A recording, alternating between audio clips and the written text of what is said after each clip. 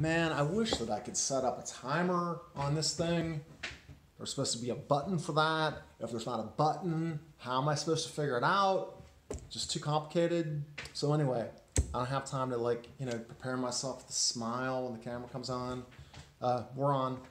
So it's September 12th, 2018. Oh my gosh.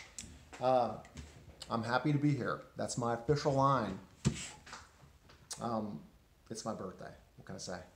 And I'm going to be celebrating with my folks tonight. It's been many years since I have spent my birthday with my beloved mother, and my stepfather will be there as well, and we're going out for dinner at a restaurant which I haven't been to in the old town square, which I'm kind of fond of, kind of nostalgic about, so should be nice. But anyway, guys, what I wanted to talk about today is healthcare. I recently wrote a little blog post type thing talking about, I don't even know how I got sidetracked onto that. I think I just wanted to use an example of of our system not working, and I figured the way to do that would be to speak from my own experience. But I recently moved here from California, where I had very good health care. When you live in a place as large as LA, you're gonna have options, obviously. Here, in a town of 22,000, 23,000, some of that. It's a little bit different than a town of 4 million, obviously. But long story short, I got back on the healthcare exchange and applied for healthcare as soon as I, kind of got my feet on the ground here. And, because I had kind of moved here,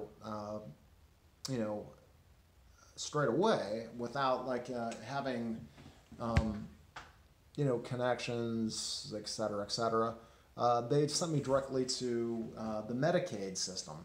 So after I got my application back, I filed an application through Medicaid from the state of Ohio, did that, right away, essentially. And now July 31st, I think was when, or July 30th was when I filed that application. Now 60 days passed, 70 days, whatever it may be, and I have heard,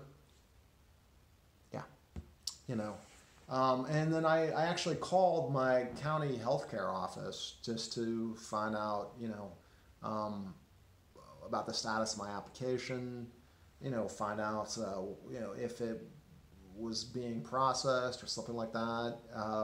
There was an automated phone system message, gave my essential information. I think I will hear something back from them. I think that the people that work there are probably, dedicated bureaucrats. But when? I mean, I wouldn't be surprised if it's a couple of weeks, So it's, I guess what I'm saying is that it sucks. It's not a good system. And honestly, I wouldn't be surprised if by the time I actually get a frigging Medicare card that I actually have, I'm going to have a job which will be over the income thresholds for that anyway, and I'll be kicked back onto the healthcare exchange. Except that when that happens, what the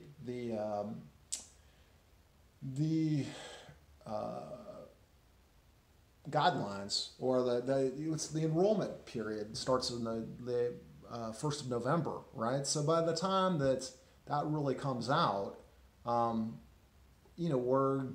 those of us that still have any inclination to do it are going to get back on the healthcare exchange and find out that their premiums have just turned upside down. And I mean, I think that began to happen last year, and that was before there was a lot of tampering done with efforts to defund the Affordable Care Act. But I read over the summer on the Dayton Daily News that they had canceled. I mean, honestly, it was a staggering amount. I couldn't believe that this wasn't a lead story, but I thought that they said they had canceled $300 million in payments for October.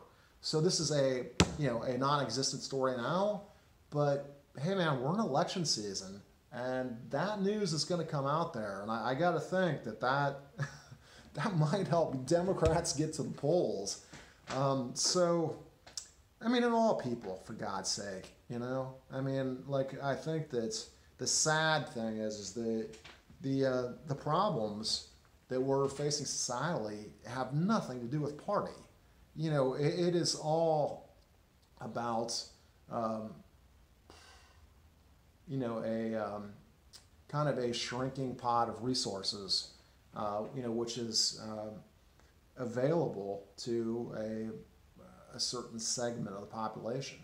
As the income inequality has reached such epic proportions, where such a small percent of the population, and what we're really talking about is there's the obscenely wealthy people, and forget that. I mean, it's beyond the average person's ability to comprehend. But I mean, what we're really talking about is like the top 20% of the population having so much more resources than the bottom, than like the middle 50%. The people below them, that 30% below them, there is a huge separation in resources, and that's where all this anxiety comes from. Because when you're talking to somebody that is going to be working as a day-to-day substitute teacher, where the daily wage and the public school systems here is $100 a day.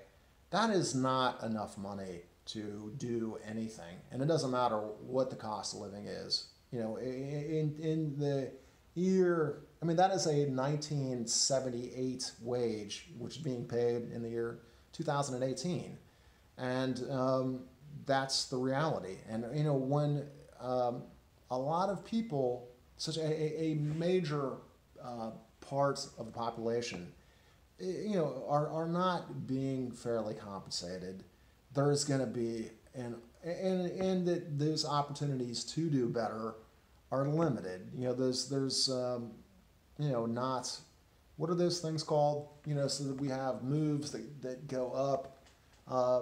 We have opportunities that go down, but also parallel moves.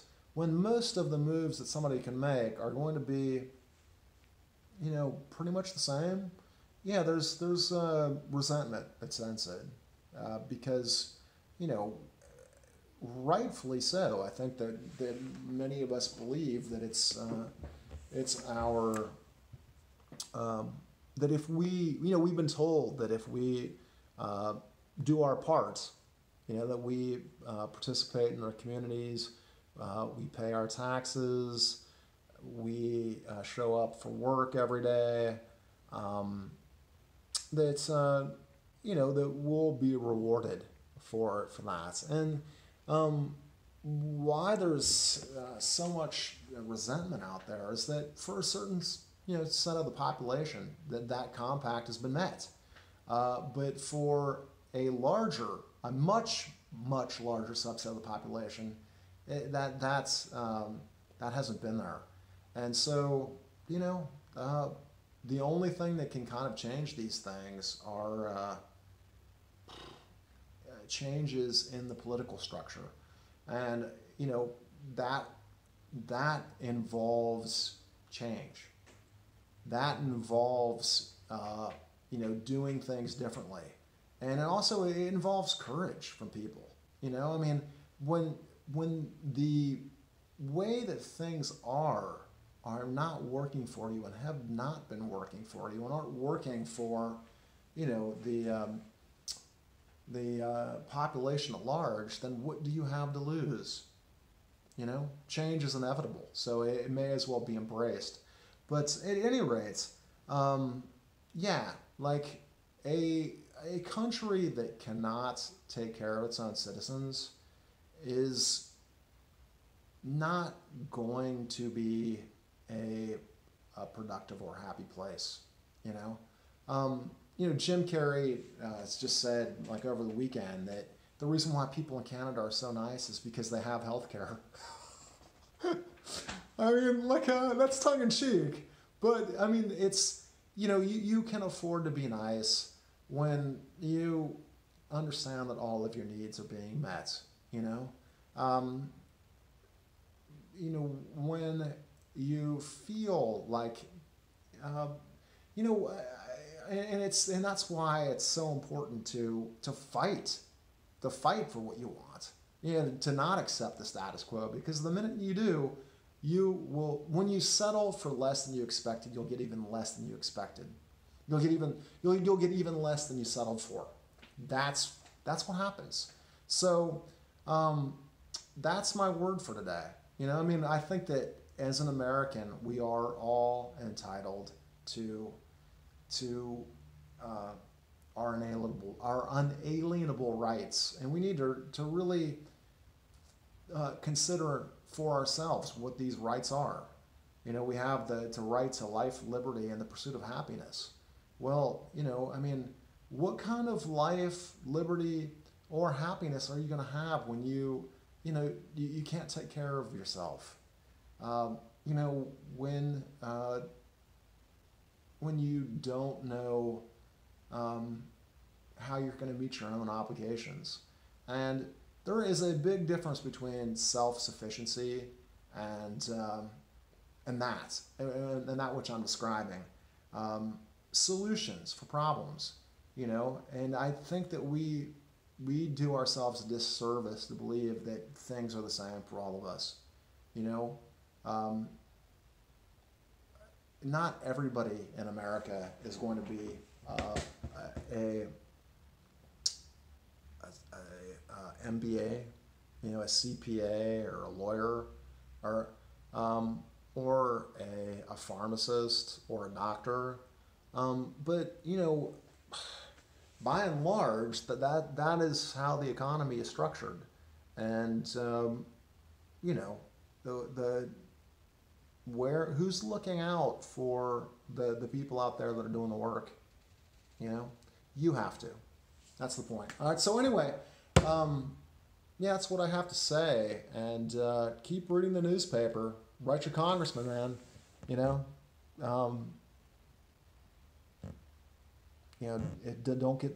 Don't get shafted in November. Okay. Bye.